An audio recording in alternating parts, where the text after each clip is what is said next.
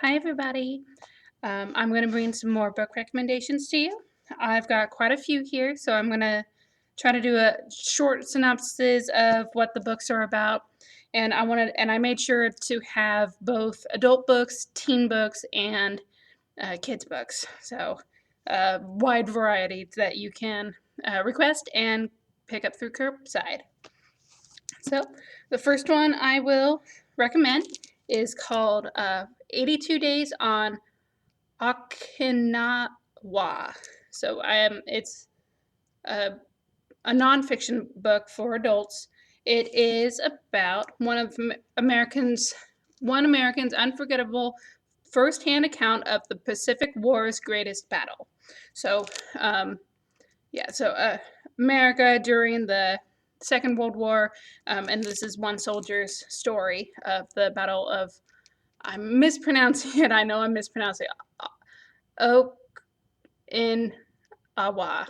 Yeah. Anyway, you can pronounce it. This is by Colonel Art Shaw, with Robert Wise. So Colonel Shaw, he's retired, and yeah. So this is his story. So there's that one. And then another adult title we've got is a new one by Jayne and Krentz called The Vanishing. This came out back in February, actually. So, we, I don't know if people have read this already, but she's one of our popular authors. Um, so the short synopsis says, decades ago, in a small town of Fog Lake, the incident occurred. An explosion in the cave system that released unknown gases. The residents slept for 2 days. When they woke up, they discovered that things had changed. They had changed. Some started having visions, others heard ominous voices, and then scientists from a mysterious government agency arrived. Determined not to become the research subjects of strange experiments, the residents of Fog Lake claimed their hallucinations were from food poisoning, and the story worked. So that sounds very interesting. Hope and that's available to request and pick up through curbside. And then the next one, I actually read this one. It was actually pretty good. I think Amazon came out with a mini series or a TV series based on it, The Man in the High Castle by Philip Dick. This is an alternate reality thing. It's a what if tale. What if we had lost World War II and so the Nazis reigned supreme? What would the world look like? So this is that thing. It was pretty interesting. As all TV series go, it's much that the TV series was much more crude and risque than what the book actually was. But so if you enjoyed the series, you probably will enjoy this. As always, books are better. They're always better. Okay, and then we've got The Boy in the Striped Pyjamas by John Boyne. Now, this was turned into a movie some years ago. It's about this kid in World War II who befriends a young boy that is across a fence in a prison camp or a work camp. I'm not sure if it's Auschwitz. It's been a while since I read or watched the film, but the young boy was a Jewish boy, and so they struck up a friendship, even though they were between a fence. So pretty interesting if you're interested in World War II historical novels. That one, and then another teen stuff. This is actually a comic. Black Widow. I know her movie is coming out soon. I know stuff was postponed, but I know they were in the process of making a Black Widow movie, so we've got a comic. I don't know if it follows the storyline of the Marvel movies, but this is her own cool spy espionage thing. So check that out if you're into Marvel. Okay, and now we are getting into some kid books. First one is called Aru Shah and the End of Time by Roshani Chokshi. That might be her name. I'm not entirely sure. But this is in the same vein as, so Rick Riordan, he backed it, so that means it's probably very kid friendly. If you like the Percy Jackson series, or I know he has his Apollo series, he likes a lot of like mythology things. So think along the lines of this. So it's Percy Jackson meets Sailor Moon in this inaugural title in the Rick Riordan Presents program.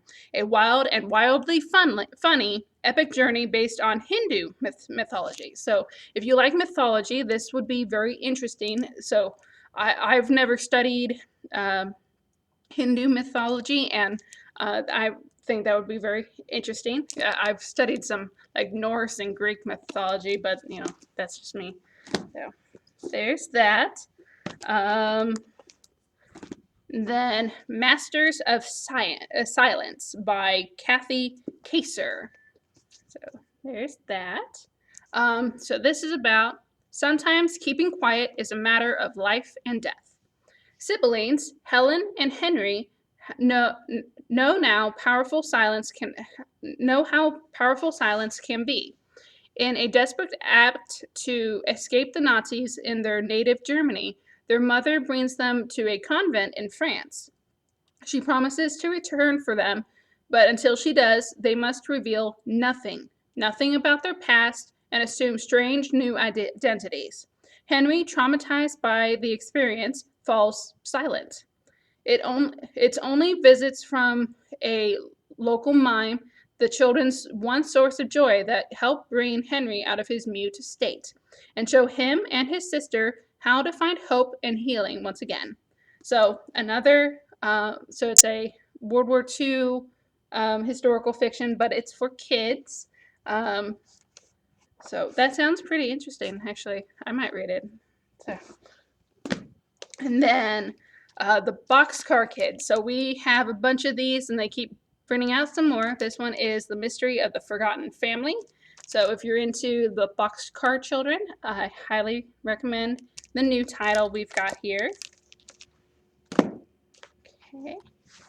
And, okay, last three I've got, and these are actually for primary. Well, I didn't want to leave anybody out. So this one is called I Like Myself by Karen Beaumont. This was actually the book that was chosen for Kansas Reads to Preschoolers. And it's all about this, teaching kids that, they are who they are, and they should never be ashamed of who they are. You like yourself. There's no one you'd rather be, and that's a really powerful lesson for kids, especially if they see another person. It's like, oh, they're pretty. I wish I was pretty, or I wish I was smart. You know what? You should be you. So I think that's a very cute and great story for kids. And then we have The Complete Tales of Beatrix Potter's Peter Rabbit.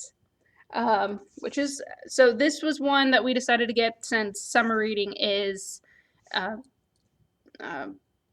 imagine your story. So all about folk tales and fantasy stories, all sorts of stuff. So we got an edition of this. Peter Rabbit and all the wild adventures that he gets in. And then the other thing that we got was a new Little Riding Hood. But it's a fairy tale and phonics. So if you open this up, and it's by Susan Purcell. You open this up, at the bottom it shows the phonetics of the words that you're pronouncing. So very good. So it's a cute old story, but it's also teaching phonetics when you're trying to teach your kids to read and such. So that's what I had today. I hope you enjoyed that and you find some good reading sources for that. And we will see you next week. Bye.